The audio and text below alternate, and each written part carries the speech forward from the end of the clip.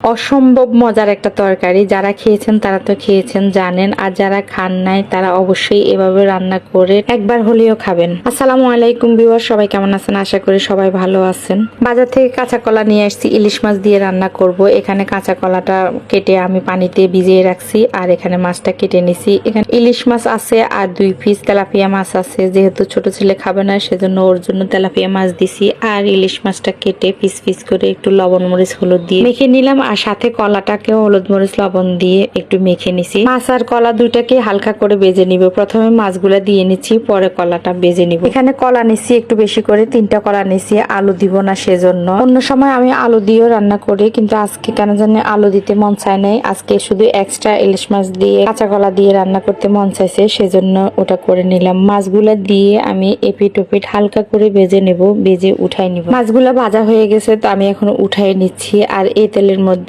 কলাটা ভেজে নিব। আর এইভাবে রান্নাটা কিন্তু অনেক মজা। এটা আমার আম্মুর কাছ থেকে শিখা, অনেক মজা করে এই তরকারিটা রান্না করে। আর আমি কিন্তু অনেক দিন ধরে কাঁচা কলা খাই নাই। মাছগুলো উঠানোর পরে এখন কলাগুলো দিয়ে দিচ্ছি। কলাটাকেও মাছের মতো করে সুন্দর করে ভেজে নেব হালকা করে। কলা যেহেতু বেশি, সেজন্য আমি একবার দিছি ফ্রাই প্যানে, ওটা ভাজা হয়ে গেছে। এখন বাকিগুলো দিয়ে এভাবে করে ভেজে নেব। কলাগুলো ভাজা হয়ে গেলে ফ্রাই প্যানের তেলটা আমি কড়াইয়ের মধ্যে নিয়ে নিছি, যে কড়াই দিয়ে আমি তরকারিটা রান্না করব। বাড়তি কোনো তেল দেওয়া লাগে নাই, কারণ তেল অনেকগুলাই ছিল। ওই তেলের মধ্যে আমি এখন পেঁয়াজগুলোকে ভালো করে ভেজে নিছি। ভেজে একটু রসুন বাটা দিয়ে আর একটু নেড়ে চেড়ে নিছি। তারপরে সবগুলো মশলা একসাথে করে একটা বাটিতে নিয়ে সবগুলো একসাথে তেলের মধ্যে দিয়ে দিছি। আর সামান্য পরিমাণে একটু পানি দিয়ে একটু কষায় নিচ্ছি, যাতে করে মশলাগুলো পোড়া না যায়। মশলাটা কষানো হয়ে গেলে আমি একটু বেশি পরিমাণে পানি দিয়ে আবারও মশলাটাকে ভালো করে কষাবো। যেহেতু মাছ আর কলাটাকে আমি আগেই ভেজে নিছি, এখন রান্না করার সময় বেশি একটা সময় লাগবে না, সেজন্য মশলাটাকে একটু ভালো করে কষাতে হবে। ওই ঝোলটা শুকানোর পরে আমি এবার তরকারির ঝোলটাই দিয়ে দিছি। তরকারির ঝোলটা দেওয়ার পরে এখন আমি তরকারির গুলা দিয়ে দিব।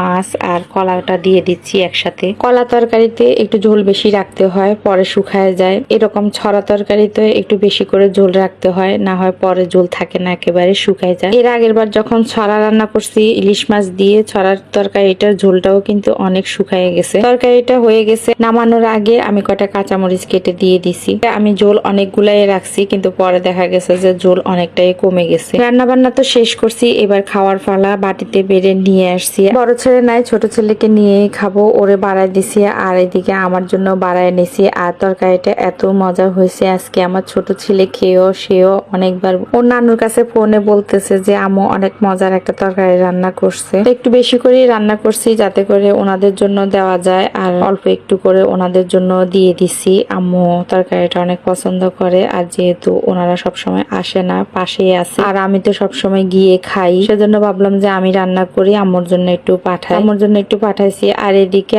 আমি খাওয়ার সময় সবসময় আমার থেকে লেবু যেমন মজা লাগে, তেমন লেবুর চামড়াটাও কিন্তু অনেক মজা লাগে। তো কলা দিয়ে প্রথমে লেবুর চামড়া দিয়ে খাচ্ছি, আর এত মজা লাগতেছে। লেবুর পানিটা অবশ্য আমি খাওয়ার আগে খেয়ে ফেলছি। কলা দিয়ে খাওয়ার পরে আমি মাছটা নিছি, আর মাছটা এত মজা লাগতেছে। কলাটা যেমন সফট, মাছটাও তেমন সফট, দুটাই কি খাচ্ছি মুখে দিতেই নাই, এতটা মজা হয়েছে। খাওয়া দাওয়া শেষ করার পরে বড় ছেলে আসছে, ওরও খাওয়াই দিছি। আজকে এভাবে রান্না করে যেহেতু মজা পাইছি, দেখা যাবে যে 2 দিন পরে আবার রান্না করব, কারণ আমার কাছে তরকারিটা অনেক ভালো লাগছে।